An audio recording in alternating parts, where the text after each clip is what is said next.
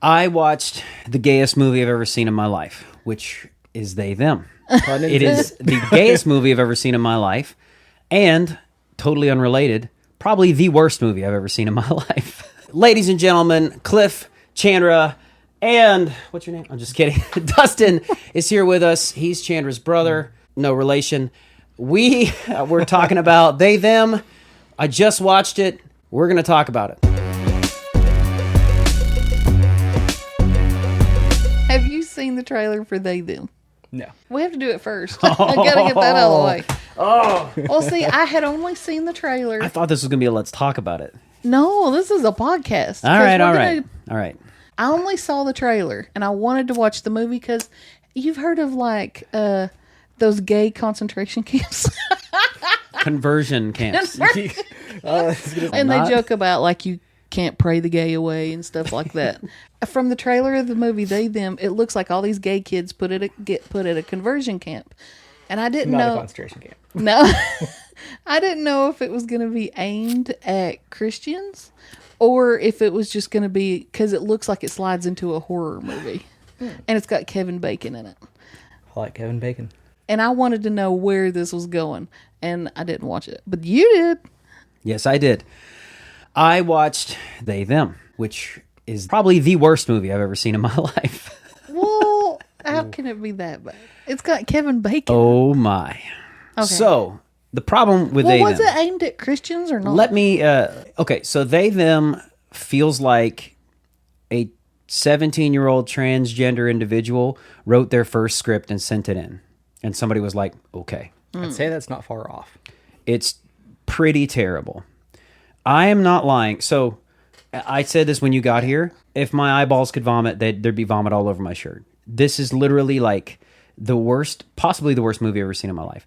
But is it supposed to be in a fun camp Here's way? the problem, because of what they're talking about, because they're So let's get the synopsis. So here's what happened. A group of LGBTQ youths, this includes some transgender members, this includes some more traditional, just gay and lesbian, let's say, folks. And so they all show up, and Kevin Bacon is the head of this gay conversion camp. And he starts off in this speech about how, talking about God, and it's like really quick, like it's the only time we're going to mention the big man upstairs, and we're not here to turn you straight. Like that's not our goal. But are they Christians, supposedly? No, you don't really get that vibe from them at all. You just get the vibe that they're trying to essentially, what he says is make them live their true, authentic lives, and their true, authentic biological lives, essentially. It starts out with your typical, somebody's driving in a dark wood road, they get out and there's a tire busted and there's these spikes laid across, they realize there's spikes laid across the road, and the axe murderer gets their first kill right in the very beginning. So it's all about whodunit, who's killing the kids. That's what you want to know, or who's killing the people, that's what you want to know. The kids get there, he makes them split up into boys and girls, you know, and so there's a couple of non-binary or trans, let's say, and he just says... But you enter in knowing this is a slasher film? Oh, yeah. Oh. Knowing this is supposed to be a horror movie. I mean, it's from the very onset. She's listening to a horror, scary story in the woods on, like, her tape deck or whatever while she's driving through the woods. And then as soon as she turns it off, her tires bust. And there's the worst CGI deer I've ever seen in my life that comes out. After that, the axe murderer's behind her, insta-death, basically. It's not what you think.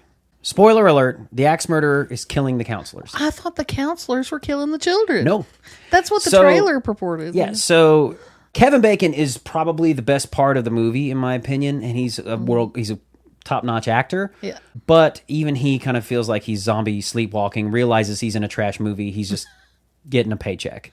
Really bad. Okay. It is heterophobic propaganda. If you want to call me homophobic because I don't like this movie, you just have bad taste in movies. This is trash. Period. Much like Slipknot, do you think you just might not be the audience for this? Like the audience score on Rotten Tomatoes is 18. Oh. You know how Scream came out when we were in high school? Yes. It was, it's not a great movie, but it's a fun movie for a slasher movie. Here's the deal. An hour and 5 minutes into this thing, and not a single important characters have died, I realized, okay, something's going on. Like, the kids aren't going to die. It's an hour and 5 minutes. So was it a gay kid killing everybody? Allow me to regale you with the situation. So the counselors, the majority of the counselors are fake straight. Like they've been through the program and they're like, two of them are married, but they look at images of the same sex for the person and they put them on their phone. This one, baby. Yeah. And so they can make love. There's That's 2 weird. Gay sex scenes in this movie. I told you it's the gayest movie I've ever seen. So this is like a teenager gay They horror have movie. An hour and 10 minutes into the movie, they have this plant who's in with the kids named Gabriel, who's designed to be the forbidden fruit. And basically Gabriel tempts the gay guys to sleep with them, and then they take that gay guy into an aversion therapy room where they strap him up to electrodes and they show him pictures of dude supermodels and then electroshock his nipples. And then they show him girl supermodels, and then show him dude supermodels and electroshock his nipples. Why is Kevin Bacon in this movie? As I'm explaining it to you, you're like, this sounds ridiculous. It gets worse. Yeah, but it gets worse. No, it has to be. I feel like there's no way that this movie got made on a straight level. Where I knew it was irredeemable was when the movie all of a sudden turned from a slasher flick, a possible Sharknado 2.0 slasher flick that you could laugh about and have a cult following. In the middle of the movie, hour and 10 minutes in, all of the kids get together in their cabin together, crying about their issues. And one of them starts singing that Pink song, You're Perfect. They all join in, and the music starts playing in the background, and they are dancing together like, pretty, pretty, please, you're perfect. Like that. They're singing it together in the cabin of this supposed take me serious horror slasher flick. On top of that, Gabriel, the plant, is one of the ones who's screaming like singing like he's one of them, and he winds up being the plant. It's like they just said, we have all these moments, we want to do them, doesn't matter if the plot makes any sense, who cares? Maybe if you were 14, you'd be like, this is the best movie ever. It was a brown bag, paper sack full of crap on fire, dumpster fire, waste of my life. It really was. On top of that, yes, the slasher was a former student.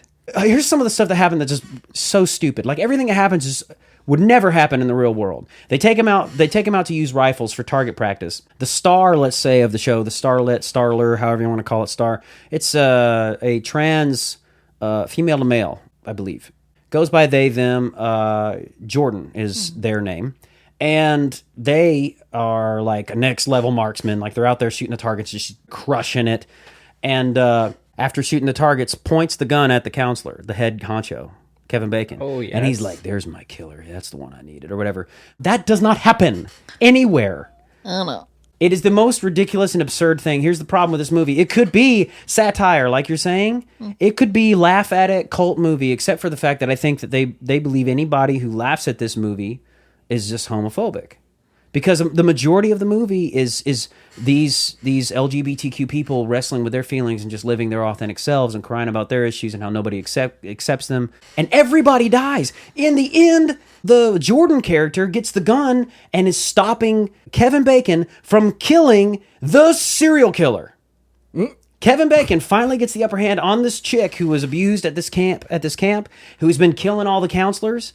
Kevin Bacon gets the upper hand on her finally, strangling her, and the Jordan goes, "No, stop!"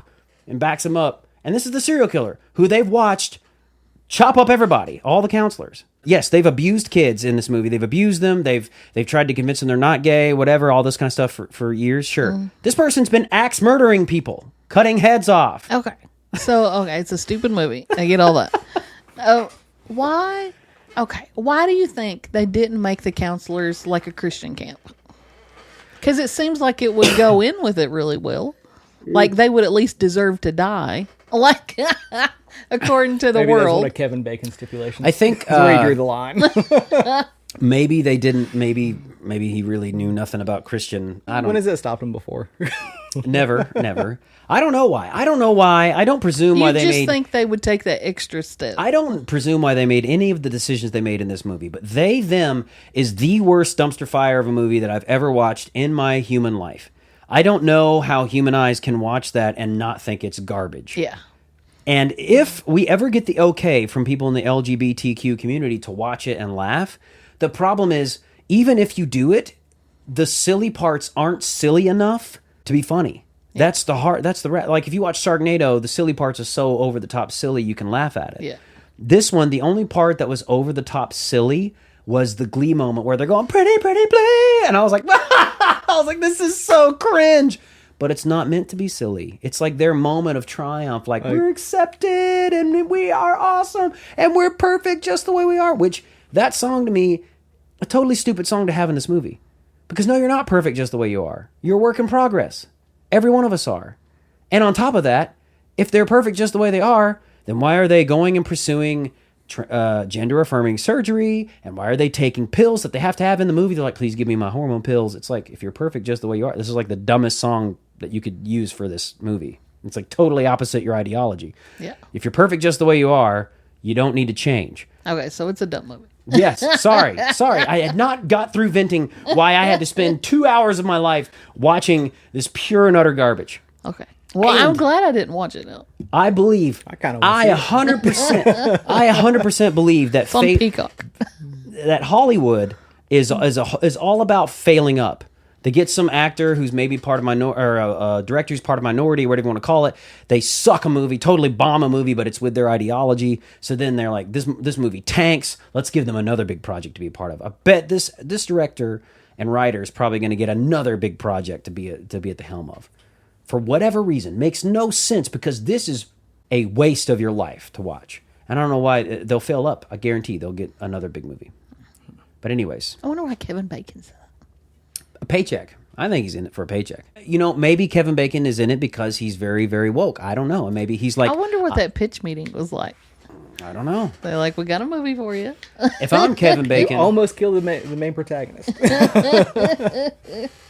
While you are strangling the person who's killing everyone... I'm imagining that I am the head honcho of like Peacock channel, which it came out on. And I see this movie, I'm not going to give it the green light to be aired on my network. Why would people purposely let bad movies go through? In this case, scared of the ramifications if they don't. Yeah, I think that the reason they let some of these projects go through that are garbage, like, you don't see a garbage Christian movie on Peacock. And there are garbage Christian movies. movies. I'm not being mean, and I'm not saying every Christian movie is garbage. I'm saying there are Christian movies that are just bad, in my opinion. Yeah. I say the same thing about Christian music. There's some, just because the song has Jesus in it doesn't make it a good song, period. So, I mean, it can be about good things and still be bad. A bad song. It's the same thing with about Christian movies. Certain Christian movies are just, in my opinion, not worth my time. I hate to say that, it sounds mean, but they're just not quality art to me. I'm pretty consistent. I like X, Y, and Z. I don't like this and that. I don't know why they let these kind of movies on the streaming platform unless it's just because of the ideology. If it's just because, hey, let's do they them because people will watch it, and maybe it's just to get more people to stream it. Maybe that's it, because I watched it knowing I probably may not enjoy it. Just looking at it, the framing of the trailer, I was like, gay conversion camps are kind of a 90s thing. Like, but if it was a quality enough movie, I've watched all kinds of stuff that was like outside of the norm to me. Like The Witch, for example. The Witch is a movie we talked about that like really, really kind of condescends on Christianity a little bit. Like, these people are excommunicated from the church because they accuse her of witchcraft or whatever, which that sort of superstition in the church back then was big. I wound up really enjoying that movie, and even though there were some heavy spiritual issues like demonic type things in there, the imagery and the journey was very enjoyable. Though as a Christian, it did rub with some of my innards. Well, I feel like if I was a head honcho and I wanted to lift up a certain demographic, I would at least make it a quality movie to be like, okay, we need a movie that's going to be like a good thing for non-binary people. I wouldn't put a piece of crap out there. It depends on how strong the narrative is that if you didn't like this movie, you're just a bigot. If that narrative's strong, like if you didn't like this movie, you're just homophobic. If that narrative's strong enough, then people will get all over this video. And we don't even have that big of a reach. Maybe this video of ours right now gets 1,000, maybe 2,000 views if we're, on a good day right now where the channel's sitting. And some of those views are going to be people that just hate on it and say we're homophobic. It's going to happen. Even though I'm like looking at it from just an entertainment perspective, I'm like, you can't tell me in a horror flick that's not meant to be comedy, breaking out in a Glee sing-along in the middle of it is okay. Yeah. No, it's stupid.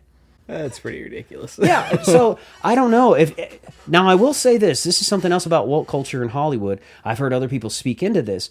For some of these elites that a lot of money and stuff, when you hear them talk about their kids who are either non-binary or trans or gay or part of the LGBTQ community, they talk about them like trophies. I've got 2 trans kids and I've got blah, blah, like it's a status thing. Yeah. It's not about the kids' well-being at all at that point. Yeah. It's almost, in fact, some of those rich elites, I would think, and executives would be shoving their kids in those directions. I think on purpose, so they can say that. Oh, my child right now, they go by they, them pronouns. They don't know what their gender is going to wind up being. They're figuring out their authentic life. Yeah. So they can present as very woke and very progressive. I think that's a controversial thing to say because a lot of people don't think, oh, people wouldn't do that. You can't make your kids gay. You wouldn't do that for social status. Like, they think it's not a thing, but look from the outside looking in, it's definitely a thing. Oh, it's definitely a thing. Yeah. It's definitely happening. It's the same differences in high school, like, oh, my best friend's gay, because it gives you some kind of social status to be like, look how open I am. Yeah. Well, and you to say that that's not happening is a load of crap because they accuse white people of saying the same thing about black people. Yeah. They say, oh, you brag about all your black friends. It's like, well, if that happens, then people bragging about their gay friends or people in the LGBTQ community happens too.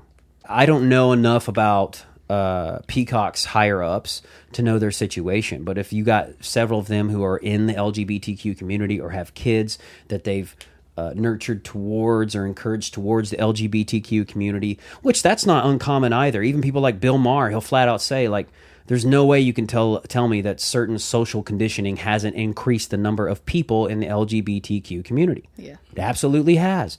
Gen Z is at 20% of Gen Zs in the LGBTQ community right now, or identifies in it.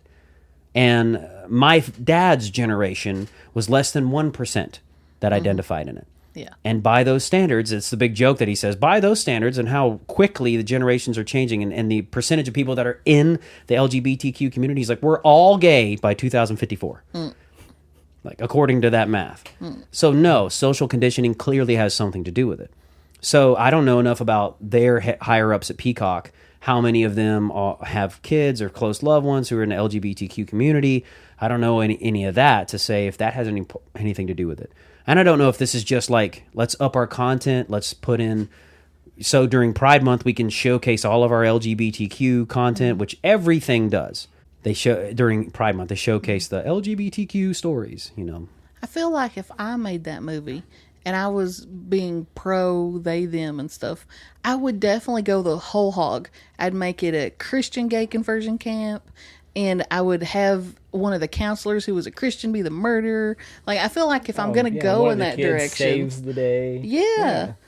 Like, I think that it would at least be a good, satisfying movie for someone of that. No? I just rewrote the whole movie. I don't know that this movie satisfies anybody. I know, that's what sounds so weird.